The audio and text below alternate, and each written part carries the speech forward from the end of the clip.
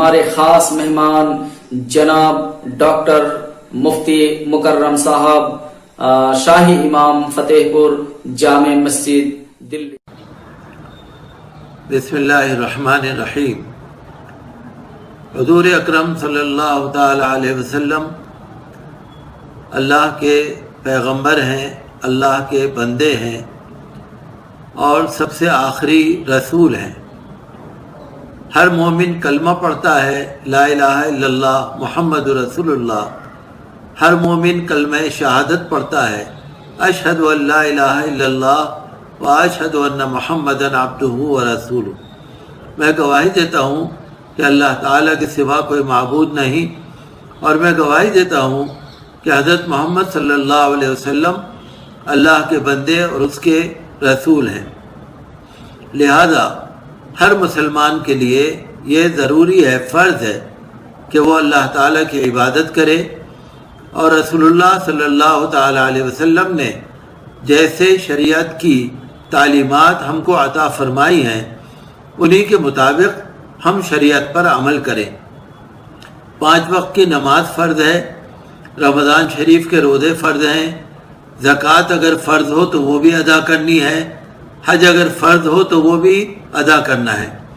اس کے ساتھ ساتھ جو بندوں کے حق ہیں وہ بھی ادا کرنے ہیں۔ ماں باپ کی خدمت لازم ہے، فرض ہے۔ بیوی بچوں کی خدمت، محبت، یہ بھی ہر مومن کے اوپر لازم ہے، ضروری ہے۔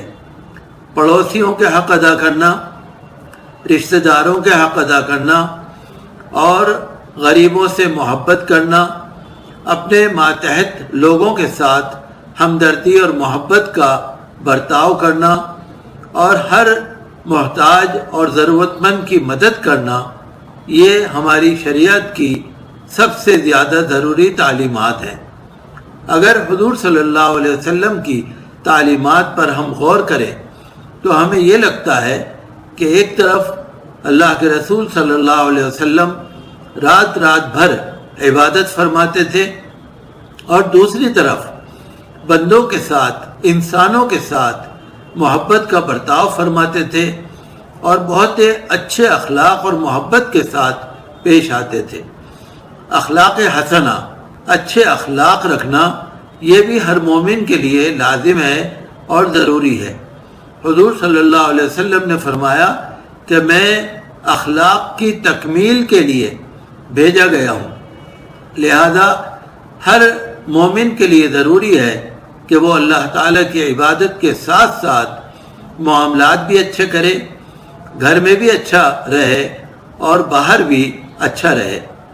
ایک شخص نے حضور صلی اللہ علیہ وسلم سے پوچھا کہ حضور میں بہت کوشش کرتا ہوں کہ میں نیک بنوں، میں شریف بنوں، لیکن مجھے نہیں پتا کہ میں نیک بنا یا نہیں بنا، مجھے کیسے پتہ لگے گا؟ تو آپ نے فرمایا کہ اپنے پڑوسیوں سے پوچھ لو، اپنے دوستوں سے پوچھ لو، اگر وہ کہیں گے تم اچھے ہو تو تم اچھے ہو، اگر تمہارے اندر کوئی کمی ہے تو اس کو دور کرنا۔ تو یہ ہمارے لیے حضور صلی اللہ علیہ وسلم کی تعلیمات ہیں۔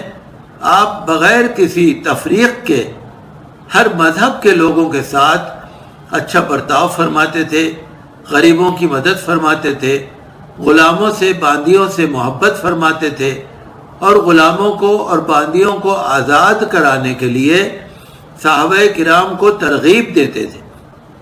حضور صلی اللہ علیہ وسلم نے فرمایا کہ غلاموں کو ویسا ہی پہناؤ جیسا تم پہنتے ہو، ویسا ہی کھلاؤ جیسے تم کھاتے ہو۔ حضور نے فرمایا اپنی بیویوں سے اچھے تعلقات رکھو، چونکہ بیوی بنانے میں اللہ اور رسول کا نام بیچ میں آتا ہے۔ جب انسان کا نکاح ہوتا ہے تو قرآن شریف پڑھا جاتا ہے، حدیث شریف پڑھی جاتی ہے، پھر نکاح ہوتا ہے۔ لہذا میاں بیوی کے رشتے میں اللہ رسول کا نام پر جو ایک رشتہ قائم ہوتا ہے اس کا خیال رکھو۔ حضور نے فرمایا اتقوا اللہ فی النساء، عورتوں کے بارے میں اللہ سے ڈرو۔ اسی طرح پر حضور صلی اللہ تعالی علیہ وسلم غیروں کے ساتھ بھی، غیر مومنین کے ساتھ بھی بہت اچھا برتاؤ فرماتے تھے، معاف فرماتے تھے۔ اور مجھے ایک حدیث شریف یاد آ رہی ہے کہ آپس میں مسلمانوں کا کیا تعلق ہونا چاہیے۔ حضور نے فرمایا کہ مومن جو ہیں، پوری ملت جو ہے، پوری اسلامی جو امت ہے، وہ ایک جسم کی طرح پر ہے۔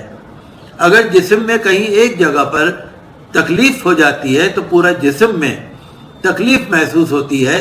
لہذا انما المؤمنون اخوہ، مومن سب بھائی بہن ہیں، لہذا کلمہ شریک بھائی بہنوں کا احترام کرو، عزت کرو، محبت کرو، اور اگر کہیں کسی کو تکلیف ہوتی ہے تو اس کے تکلیف کو دور کرنے میں مدد کرو۔ حدیث شریف ہے، حضور نے فرمایا کہ اگر کوئی شخص کسی انسان کی، کسی مومن کی اگر دنیا کی پریشانیوں میں سے کسی پریشانی کو دور کرتا ہے تو اللہ تبارک و تعالی قیامت میں اس انسان کی پریشانیوں کو دور کرے گا۔ حضور صلی اللہ علیہ وسلم نے فرمایا کہ اگر کوئی انسان کسی تنگ دست، غریب، کسی محتاج کے لیے آسانی پیدا کرتا ہے، مدد کر دیتا ہے، تو اللہ تبارک و تعالی دنیا اور آخرت میں اس مدد کرنے والے کے لیے معاملات میں آسانی پیدا فرمائے گا۔ حضور صلی اللہ علیہ وسلم نے فرمایا کہ اگر کوئی کسی مسلمان کے عیب کو چھپاتا ہے تو اللہ تبارک و تعالی اس انسان کے عیب کو دنیا اور آخرت میں چھپائے گا۔ حضور صلی اللہ علیہ وسلم نے فرمایا کہ جب تک بندہ اپنے بھائی کی مدد میں رہتا ہے اللہ تعالیٰ اس کی مدد کرتا رہتا ہے۔ دیکھیے یہ سب چیزیں سماجی ہیں کہ ہمیں ایک دوسرے کے سکھ دکھ میں شریک ہونا، ایک دوسرے کی تکلیف کو دور کرنا، ایک دوسرے کے کام آنا اور عیب کو چھپانا۔ یہ نہیں کہ ہم کسی کو بدنام کریں، کسی کے لیے بہتان لگائیں، کسی کی بدنامی کریں، کسی پر الزام تراشی کریں۔ اگر ہمیں کسی کی کوئی کمزوری معلوم بھی ہے تو یہ نہیں کہ ہم جگہ جگہ کہتے بھی رہیں۔ کوئی بھی مومن بھائی ہو، کوئی بھی مومن بہن ہو، اس کے عیب اگر ہے تو اس کو چھپانا ہے۔ اللہ تبارک و تعالی ہمارے عیب کو، ہماری کمزوریوں کو چھپائے گا۔ تو یہ تمام چیزیں ایسی ہیں جس سے ہمیں یہ پتہ لگتا ہے کہ بہت بڑی ذمہ داری ہے ہماری، جس میں آج ہم کم ہیں۔ لوگوں نے سمجھ رکھا ہے کہ صرف نماز پڑھ لو، روزہ رکھ لو، قرآن شریف پڑھ لو۔ نہیں، بندوں کا حق بھی ادا ہو اور اللہ کا حق بھی ادا ہو، تب جا کر ہم اس قابل ہیں کہ ہماری زندگی کامیاب ہو۔ حضور صلی اللہ علیہ وسلم نے فرمایا کہ ایک ایسی سیسہ پلائی ہوئی دیوار کی طرح پر رہو کہ ایک دوسرے سے مل جل کر رہو، ایک دوسرے کے سکھ دکھ میں شریک ہو، کام آؤ۔ اور حضور صلی اللہ علیہ وسلم نے یہ فرمایا کہ صدقہ کرو۔ صدقہ کرنے سے انسان کی عمر بڑھتی ہے، صدقہ کرنے سے اللہ تعالیٰ کا غصہ ٹھنڈا ہوتا ہے، صدقہ کرنے سے بیماری دور ہو جاتی ہے، صدقہ کرنے سے غریبوں کی دعائیں مل جاتی ہیں، صدقہ کرنے سے مال میں برکت ہو جاتی ہے۔ تو صدقہ جب ہم کریں گے، چاہے کسی ضرورت مند کو دیں، چاہے مسلمان ہے یا غیر مسلم ہے، کوئی بھی ہے، اگر ہم صدقہ دیتے ہیں تو اس سے کتنے فائدے ہیں۔ یہ ایک سماجی ضرورت ہے کہ زکوٰۃ اگر آپ کو دینی ہے ذمہ داری سے دو، صدقہ کرو۔ اگر تمہارا پڑوسی بھوکا ہے تو کوشش کرو کہ تم اپنے پڑوسی کو پہلے کھلاؤ۔ اگر کوئی مسافر ہے اس کی مدد کرو، اگر کوئی محتاج ہے اس کی مدد کرو۔ حضور صلی اللہ تعالیٰ علیہ وسلم نے ہمیشہ غریبوں کی مدد فرمائی، اور آپ کو یہ سن کر خوشی ہوگی کہ جب بھی کوئی مسافر ہوا کرتا تھا، کوئی مہمان ہوا کرتا تھا، تو صحابہ کرام آپس میں لڑ جاتے تھے کہ اس مہمان کو میں اپنے گھر لے کے جاؤں گا، دوسرے صحابی کہتے تھے میں اپنے گھر لے کے جاؤں گا، حتیٰ کہ قرعہ ڈالنا پڑتا تھا کہ مہمان کس کے گھر جائے گا۔ آج ہم لوگوں کی زندگی بالکل بدل گئی، خود غرضی والی زندگی ہو گئی۔ آج نہ رشتہ ہے، نہ بہن بھائی میں محبت ہے، نہ رشتہ داروں میں محبت ہے، نہ پڑوسیوں میں محبت ہے، نہ ہم ایک دوسرے کے کام آ رہے ہیں۔ ہر ایک انسان لاپرواہی کی زندگی گزار رہا ہے، شریعت کو بھول چکا ہے۔ اسی وجہ سے آج ہم بہت پریشان ہیں حضور صلی اللہ علیہ وسلم کی تعلیمات کو اگر آپ کو پڑھنا ہے، شمائل ترمذی ایک کتاب ہے، اگر اس کو آپ پڑھیں گے تو حضور صلی اللہ علیہ وسلم کی پاکیزہ سیرت پاک کے جو خاص باتیں ہیں وہ آپ کو سمجھ میں آ جائیں گی۔ جب تک ہم اللہ تعالیٰ کو راضی نہیں کریں گے، حضور صلی اللہ علیہ وسلم کو راضی نہیں کریں گے، ان سے محبت نہیں کریں گے، ان کی تعظیم نہیں کریں گے، ان کی فرما برداری نہیں کریں گے، قرآن شریف کے احکام پر عمل نہیں کریں گے، اس وقت تک ہمیں یہ کہنے کا حق نہیں ہے کہ ہم مسلمان ہیں۔ آج مسلمان بالکل ایسے ہیں جیسے مٹی کے پھل بنے ہوتے ہیں، دیکھنے میں بہت اچھے ہوتے ہیں، اندر سے مٹی ہوتی ہے۔ جیسے پلاسٹک کے پھول ہوتے ہیں، دیکھنے میں بہت اچھے ہوتے ہیں، ان کے اندر خوشبو نہیں ہوتی۔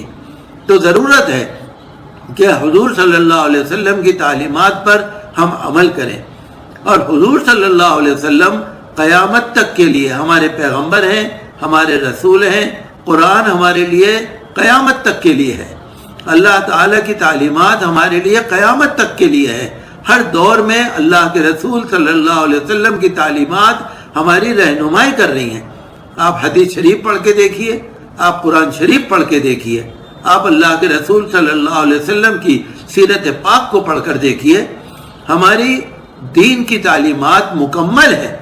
آج افسوس یہ ہے کہ مسلمانوں نے رسول کو بھلا دیا، اللہ کو بھلا دیا، قرآن کو بھلا دیا، اپنے دین کو بھلا دیا، اسی لیے ذلیل و خوار ہو رہے ہیں۔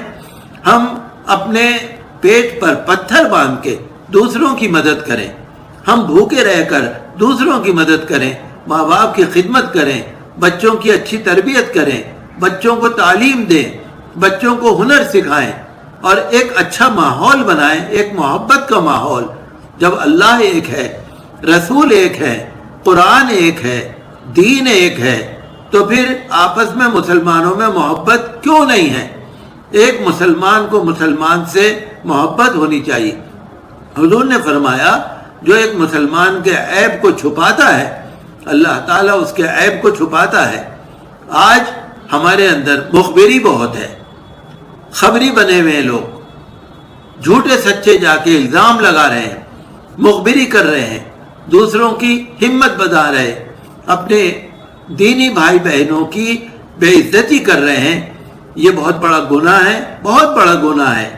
اگر اللہ سے ہم معافی نہیں مانگیں گے، اگر اللہ تعالیٰ معاف نہیں کرے گا تو آپ کچھ بھی کر لیں، اللہ کی طرف سے آپ پر رحمت نازل نہیں ہوگی اور اللہ کی مدد آپ کو نہیں آئے گی۔ اللہ کے رسول کی تعلیمات ہمارے لیے روشن ہدایت ہے، ان کو پڑھنے کی ضرورت ہے، ان کو سمجھنے کی ضرورت ہے۔ یاد رکھیے، جب ہم کلمہ شریک بہن بھائیوں سے محبت کریں گے، ایک دوسرے کے کام آئیں گے، تو انشاءاللہ اللہ کی مدد آئے گی۔ پھر ہمیں کسی سے ڈرنے کی ضرورت نہیں۔ اللہ تعالیٰ چاہے گا تو فرشتوں سے مدد کرے گا، اللہ تعالیٰ چاہے گا تو غیب سے مدد کرے گا، اللہ تعالیٰ چاہتا ہے تو کسی چیز سے بھی مدد کر دیتا ہے۔ ضرورت ہے کہ ہم اللہ سے توبہ کریں اور رسول صلی اللہ علیہ وسلم کی تعلیمات کو اپنائیں اور ایک پکے سچے دیندار مومن مسلمان بننے کی کوشش کریں۔ جاؤ بیٹا، اذان تو دیر ہو رہی ہے۔